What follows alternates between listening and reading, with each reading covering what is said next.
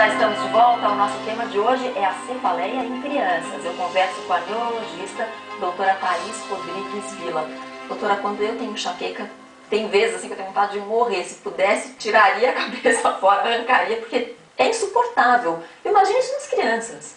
E as crianças, muitas vezes, eu tive pacientes pequenos, a partir de 2 anos de idade, que apresentavam crises intensas, às vezes com dificuldade de referir, mas com náuseas, com vômitos, mesmo em crianças tão pequenas. Então, realmente, elas podem apresentar crises intensas também, é menos comum. O adulto tende a ter crises em intensidade maior do que a criança, mas existe e não são tão raras assim. Agora, aquela observação que a gente fez no início é muito interessante, né? Eu disse que eu não me lembro de ter tido dor de cabeça na infância e na adolescência. E era uma época muito diferente da época atual. A gente tinha uma alimentação mais balanceada, os pais nem permitiam que a gente ficasse tanto tempo assistindo a televisão, não tinha computador, então assim, a gente tinha muito mais atividades ao ar livre, se exercitava mais, tinha uma vida mais saudável e mais regrada. Isso você acha que influencia? Sim, isso é uma orientação que a gente faz aos pacientes no consultório, né? A primeira orientação do próprio tratamento é realmente observar melhor essas rotinas da criança. Essa é uma primeira orientação quando o paciente chega e é obrigatória. Você olhar realmente rotinas de sono, de evitar a exposição à claridade e à luz e a cheiros de maneira excessiva, realmente a uma alimentação, atividade física. Então é uma orientação importante, com certeza interfere nessa frequência de dores em crianças.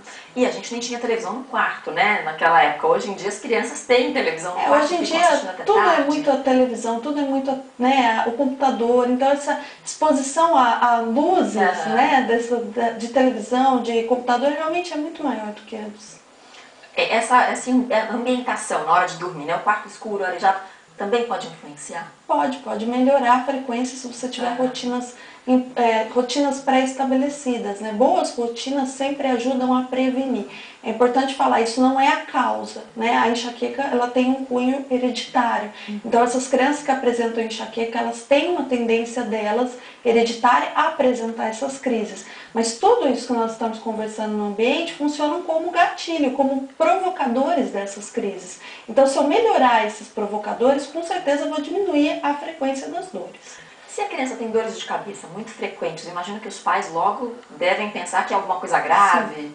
Isso passa mesmo, né? Sim, a maioria chega a gente... Primeiro que se acha que dor de cabeça em criança não existe, ou então que é frescura, manha, querendo deixar de fazer as coisas. Quando chega numa crise mais importante, então ou é este pensamento, ou então um pensamento muito dramático, realmente de um tumor ou de um aneurisma, o que é raro em qualquer idade, né? Não só na idade infantil. A grande maioria das crianças vão ter dores de cabeça, como chamamos primárias, que são a enxaqueca e a dor do tipo tensional. Mas é uma preocupação bastante frequente no consultório.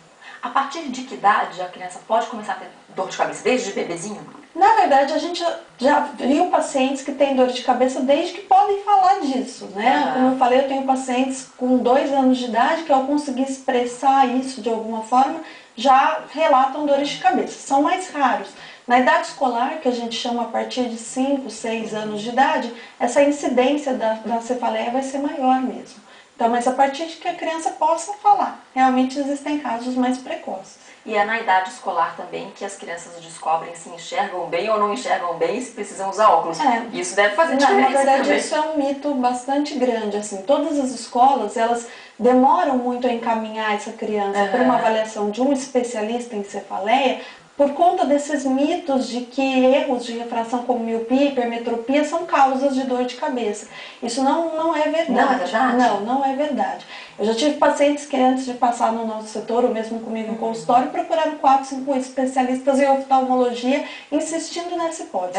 A grande maioria das crianças que apresentam dores de cabeça, principalmente aquelas que tiram a criança das suas atividades, elas são relacionadas a esses estímulos, esses gatilhos de enxaqueca, e tem enxaqueca ou cefaleia do tipo tensional. Então esse é mais um mito do que uma realidade. Mas enxergar mal, forçar muito a vista não pode dar dor de cabeça? Dor de cabeça com característica de enxaqueca não. Não acontece. A enxaqueca, ela tem uma base genética e ela é de origem neurológica. Não é provocada por miopia ou por pequenos graus que a criança precisa usar. Não, isso não é verdade. Bom, a gente sabe que dor não é normal, né? Você mesma disse. Mas quantas crises de dor de cabeça podem ser consideradas aceitáveis Na por verdade, mês? nenhuma. Nenhuma? Nenhuma, né? Ainda mais uma faixa etária pediátrica. Uma criança não é para ter dor em lugar nenhum, né? Não é aceitável nenhuma dor de cabeça. As pessoas, infelizmente, têm muita frequência de cefaleia, tem muita frequência tanto da dor tipo tensional como da enxaqueca. Mas aceitável é nada. Relato pessoal disso, nós estávamos fazendo uma pesquisa e procurando em escolas públicas o contrário, crianças que nunca apresentaram dor de cabeça. Para fazer um grupo que a gente chama um grupo controle, numa pesquisa que a gente estava fazendo sobre enxaqueca em criança. E nós tivemos, para você ter uma ideia, que passar 300 questionários nessas escolas para conseguir os 30 pacientes que a gente precisou que não tinham ou negavam dor. Então 10% dessas crianças só nunca tinham tido. 90% delas apresentavam dor de cabeça com frequência variável.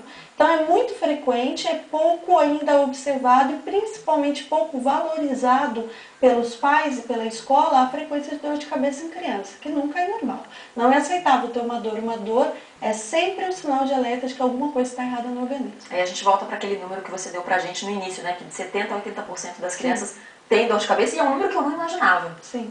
Nem Isso passava. em literatura fora do país. O Brasil ainda está realizando um primeiro estudo epidemiológico, até uma equipe de colegas da Faculdade de Ribeirão Preto, da USP, que está chefiando essa pesquisa, que deve sair em breve. O Brasil não tinha ainda um estudo epidemiológico, mas fora do país gira em torno disso. Parece que no inicial dele está girando em torno disso também. Para as crianças que têm essa tendência a ter mais dor de cabeça, conforme elas vão crescendo, isso vai piorar ou vai melhorar? A gente ainda não tem no Brasil estudos que a gente chama prospectivos, que vão ver à frente, né? Mas os meninos, parece que isso muda conforme o sexo um pouco. Meninos têm uma tendência a melhorar durante a adolescência, mas meninas têm uma tendência a piorar.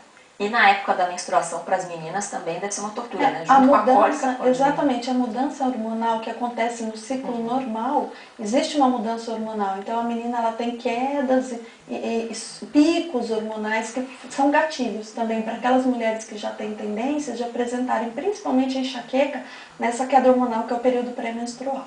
Doutora, a gente vai para mais uma rápida pausa e no próximo bloco eu quero saber como prevenir e como tratar. A gente volta já já, não saia daí.